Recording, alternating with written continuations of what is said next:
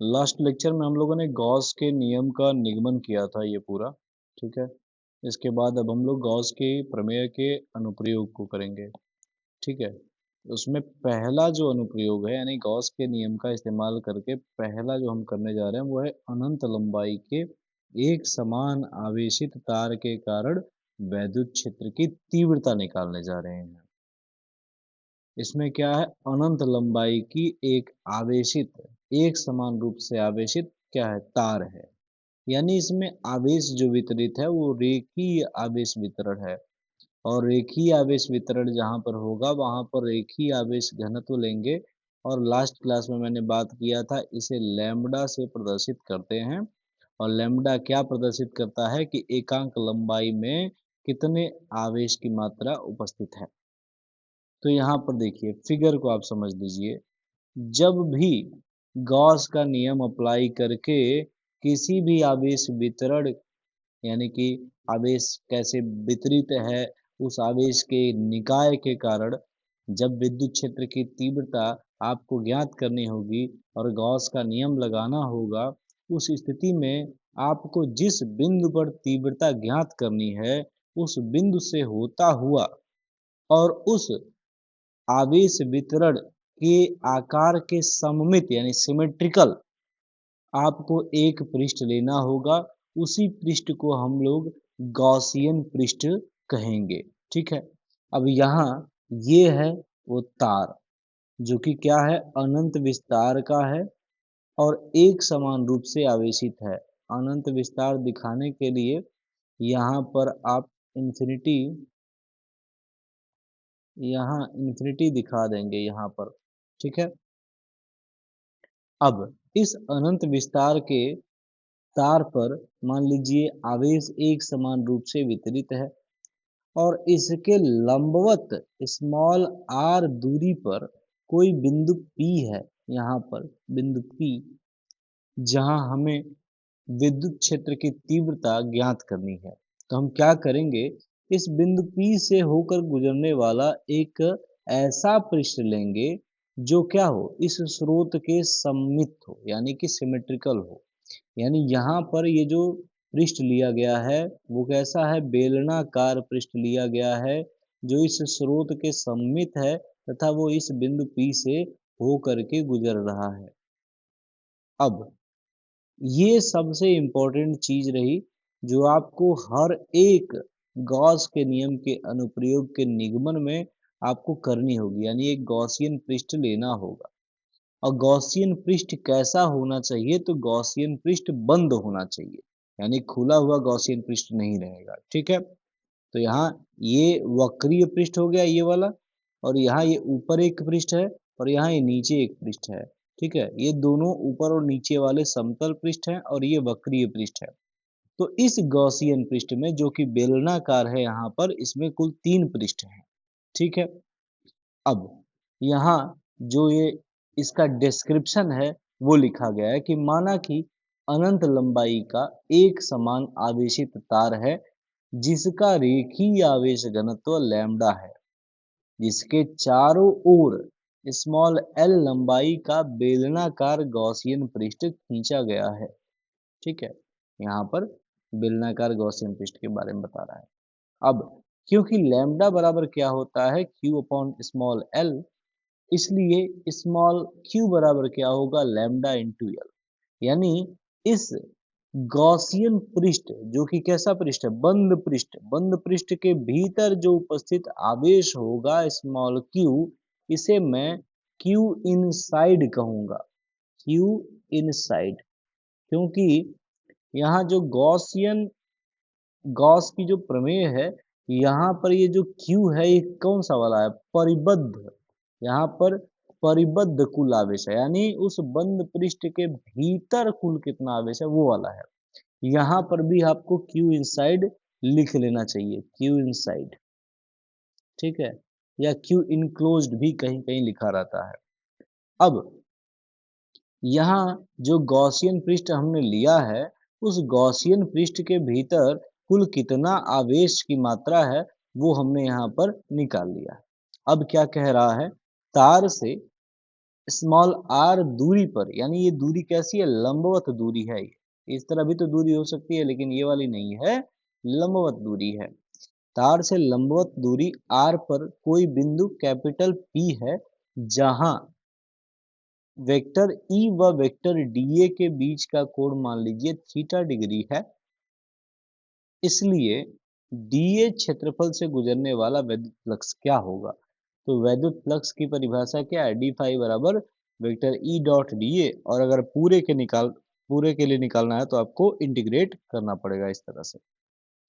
तो यहाँ इस गॉसियन पृष्ठ पर एक एरिया वेक्टर ले लिया डी ए, ये एरिया वेक्टर, और यहाँ पर मान लीजिए ई की जो डायरेक्शन है वो ये वाली है, ठीक है। अब इन दोनों के बीच में मान रहा है कि ये थीटा कोण बन रहा है, तो इसके हिसाब से यहाँ पर इस पृष्ठ से, छोटे वाले पृष्ठ से गुजरने वाला फ्लक्स लिख दिया। अब यहाँ पर ये जो वक्रीय पृष्ठ है, क्योंकि वक्रीय है तो इसका एरिया वेक्टर भी लंबवत ही होगा, और यहाँ पर जो ये ई वेक्टर है वो भी लंबवत है, क्योंकि देखिए यहाँ पर ये सारे चार्जेस इन्फिनिटी तक जा रहे हैं, ठीक है। तो इन सब का जो y कंपोनेंट होगा वो एक दूसरे को कैंसिल आउट कर देगा, और सिर्फ x कंपोनेंट ही बचेगा, यानी कि जो डायरेक्शन होगी वो परपेंडिकुलर होगी बाहर की तरफ। तो क्योंकि ई वेक्टर भी इधर ही है वक्री पृष्ठ पर, और वक्रीय पृष्ठ का जो एरिया वेक्टर डीए है वो भी इधर ही है, और दोनों सेम डायरेक्शन में है, इसलिए इनके बीच का जो एंगल होगा वो क्या होगा, जीरो होगा। इसीलिए मैंने यहाँ लिखा है वक्रीय पृष्ठ हेतु थीटा, यानी कि जो कोण था ई और डीए के बीच में वो 0 डिग्री है। तो E D A cos theta यहाँ पर लिखा जाएगा, और थीटा का मान आगे 0 डिग्री लिख दिया जाएगा। और कॉस जीरो अंश का मान कितना होता है? कॉस जीरो अंश का मान 1 होता है, ठीक है। अब यहाँ पर जैसे ही एक आएगा तो ये डी फाई ई बराबर क्या हो जाएगा, ई डी ए हो जाएगा। अतः गॉसियन पृष्ठ से गुजरने वाला वैद्युत फ्लक्स फाई ई ज्ञात करने हेतु, गॉसियन पृष्ठ कौन सा वाला, वक्रीय, यहाँ पर वक्रीय ये लिखना आवश्यक है, क्योंकि पूरा गॉसियन पृष्ठ से जो वैद्युत फ्लक्स है वो निकालने के लिए हमें क्या करना होगा। तो देखिए इस गॉसियन पृष्ठ में मैंने आपको बताया कि कुल 3 पृष्ठ आ रहे हैं, जिसमें से एक वक्रीय है और 2 समतल है।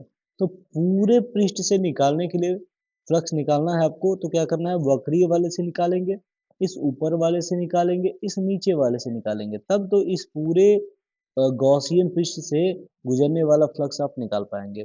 तो अभी हम लोग पहले इस वक्रीय पृष्ठ से होता हुआ निकाल रहे हैं। अतः वक्रीय गॉसियन पृष्ठ से गुजरने वाला वैद्युत फ्लक्स फाई ई मान लिया इसे, ज्ञात करने हेतु क्या करेंगे, समीकरण 1 यानी इसका निश्चित समाकलन कर देंगे।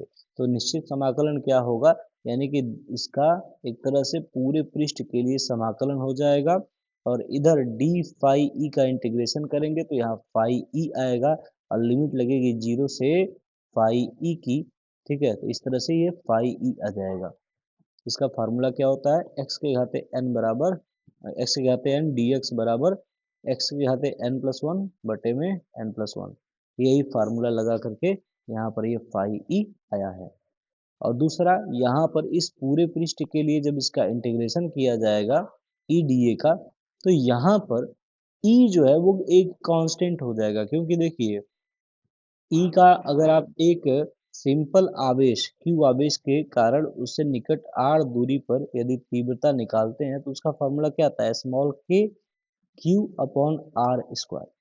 अब इस स्थिति में क्या हो रहा है, जो ये पूरा आवेश है वो तार पर ऐसे वितरित है, तो यानी पूरी आवेश की मात्रा नहीं बदल रही है, उसके अलावा जो डिस्टेंस है वो भी यदि नहीं बदल रही है, तो इस वक्रीय पृष्ठ पर हर एक बिंदु पर जो ई का मान होगा वो कांस्टेंट होगा, क्योंकि ई किस पर डिपेंड करता है, क्यू और जो डिस्टेंस होती है, ठीक है।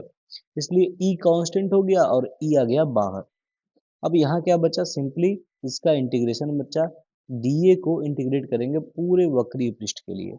अब पूरे वक्रीय पृष्ठ के लिए जब छोटा छोटा एरिया आप जोड़ देंगे सबका, ठीक है, तो इस वक्रीय पृष्ठ का टोटल एरिया ही तो आएगा इधर, ठीक है। तो यहाँ पर इसीलिए लिखा है कि इंटीग्रेशन डी ए ओवर इस पूरे ए सरफेस पर यानी कि वक्रीय वाला, तो क्या आएगा 2 पाई RL आएगा, क्योंकि बेलन के वक्रीय पृष्ठ का क्षेत्रफल क्या होता है 2 पाई RL। एल जहाँ पर क्या है ऊंचाई है, ठीक है, या लंबाई है, इसलिए यहाँ पर फाई ई का मान क्या हो जाएगा, फाई ई बराबर हो जाएगा ई इंटू 2 पाई RL। तो ई इंटू 2 पाई RL हो गया।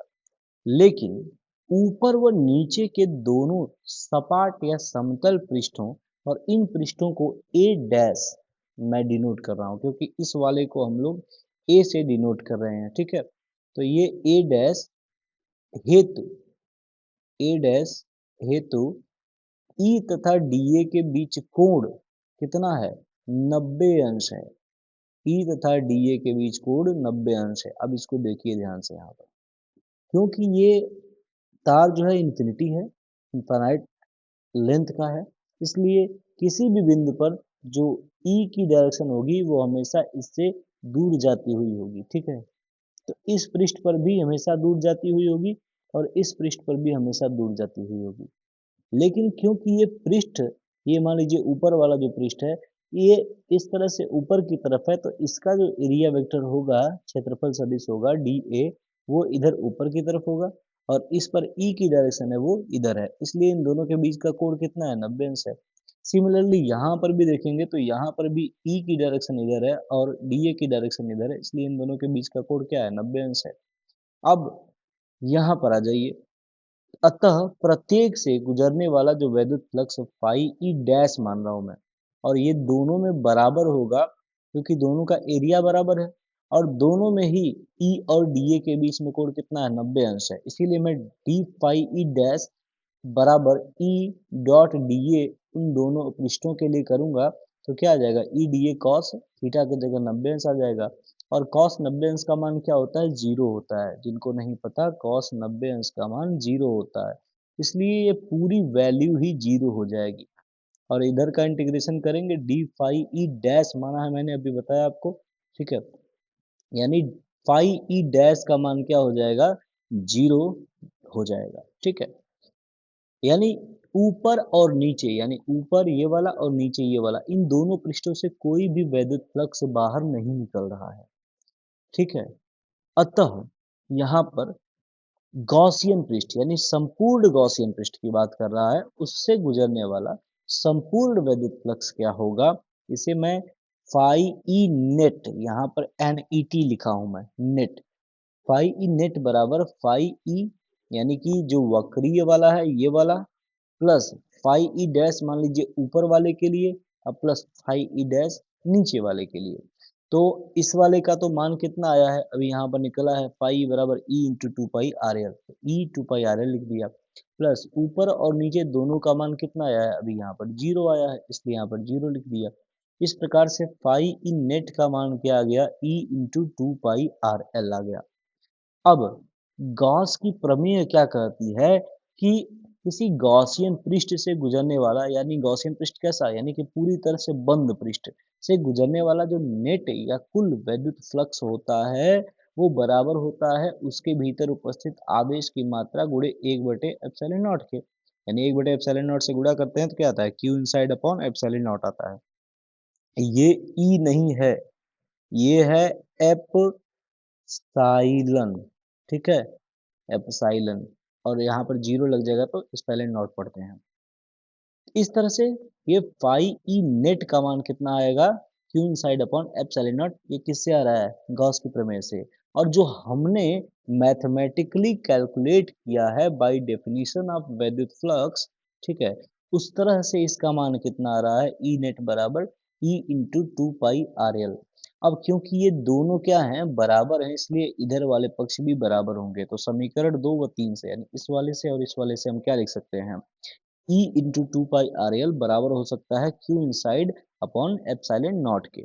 अब यहाँ पर ई बराबर कितना हो जाएगा, तो 2 पाई RL यहाँ नीचे जाएगा, तो ई बराबर 1/2 पाई epsilon not into Q inside upon RL हो गया। अब यहाँ पर क्यू इनसाइड बराबर हमने लेमडा एल निकाला था, देखिए यहाँ पर समझाया था मैंने आपको यहाँ पर भी, तो क्यू इनसाइड बराबर लेमडा एल यहाँ पर आकर के रख दिया जाएगा, lambda L upon RL, L से एल कट जाएगा, तो बचेगा क्या, 1/2 पाई epsilon not lambda upon L बचेगा। अब 2 से गुणा और 2 से भाग कर देंगे, ठीक है, इस वाले में 2 से गुणा और 2 से भाग, तो कोई अंतर तो है नहीं, लेकिन इस तरह से इसका फॉर्मेट बन जाएगा E बराबर 1/4 pi epsilon not 2 lambda upon R. ठीक है, ये है इसका एक परिमाण निकालने का फार्मूला। जब आपको अनंत लंबाई की कोई एक समान आवेशित तार दे दी जाए, उसके निकट उससे लंबवत r दूरी पर आपको तीव्रता निकालना हो, तो आप इस फार्मूले का इस्तेमाल कीजिएगा यदि माध्यम निर्वात रहा। लेकिन यदि तार के पास एप्सिलॉन वैद्युतशीलता का माध्यम हो, तब क्या होगा ई का मान, तो ई बराबर वहां पर सिर्फ ये एप्सिलॉन नॉट के जगह पर क्या आ जाएगा, एप्सिलॉन आ जाएगा। ठीक है, और यदि मान लीजिए आपको कैपिटल के यानी कि परावैद्युतांक दे दे, तो उस फॉर्मेट में भी इसका फॉर्मूला लिखा जा सकता है, क्योंकि एप्सिलॉन बराबर क्या होता है, कैपिटल के एप्सिलॉन नॉट होता है, इसलिए ई बराबर लिखा जा सकता है 1/4 pi capital K epsilon not 2 lambda upon R. ठीक है, इस तरह लिखा जा सकता है। और सदिश रूप में कैसे लिखते हैं इसको, तो सदिश रूप में लिखने के लिए क्या करेंगे भाई, देखेंगे कि ई की डायरेक्शन है किधर, तो ये ई वेक्टर किधर है, मान लीजिए ये इसको अगर मैं आर वेक्टर मान लूं, जहां पर मुझे ये पता करना है कि तीव्रता कितनी है इस वाले कारण, तो इस आर वेक्टर की डायरेक्शन में है, यानी कि परिमाण हमें पता चल गया, परिमाण कितना है, इतना है, लेकिन डायरेक्शन किधर है, आर वेक्टर की डायरेक्शन में है, इसलिए इसके दिशा में जो एकांक सदिश होगा आर कैप, उससे मल्टीप्लाई करके हम लोग इसका सदिश रूप लिखे हैं। ठीक है, वेक्टर ई बराबर 1/4 पाई एप्सिलॉन, मैंने जानबूझ करके इसको जनरल फार्मूला लिख दिया, epsilon 2 lambda upon R into R cap. ये पूरा टॉपिक रहा आपका। ठीक है, अनंत लंबाई के एक समान आवेशित तार के कारण विद्युत क्षेत्र की तीव्रता, ये आपका पहला इसका अनुप्रयोग रहा। और हम लोग आगे जितने भी अनुप्रयोग पढ़ेंगे उसमें गॉसियन पृष्ठ लेंगे, और गॉसियन पृष्ठ के प्रत्येक पृष्ठ पर, यानी कि जो भी अलग अलग पृष्ठ होगा, सबसे गुजरने वाला जो वैद्युत फ्लक्स होगा उसे हम लोग ई डॉट डी ए और फिर इंटीग्रेशन करके निकालेंगे, और फिर अंत में हम लोग गॉस का नियम लगा देंगे कि भाई अंदर कितना आवेश है, बटे में एप्सिलॉन नॉट के बराबर होगा कुल वैद्युत फ्लक्स, और दोनों को बराबर करके हम लोग वैद्युत क्षेत्र की तीव्रता का फार्मूला निकालेंगे, जैसे यहाँ पर हमने निकाला है। ठीक है, इस चीज को आप ध्यान में रखिएगा। आगे हम लोग इस वाले का डेरिवेशन करेंगे, अनंत विस्तार की समतल आवेशित अचालक, यहाँ पर अचालक शब्द बहुत महत्वपूर्ण है, चादर के निकट वैद्युत क्षेत्र की तीव्रता। ठीक है।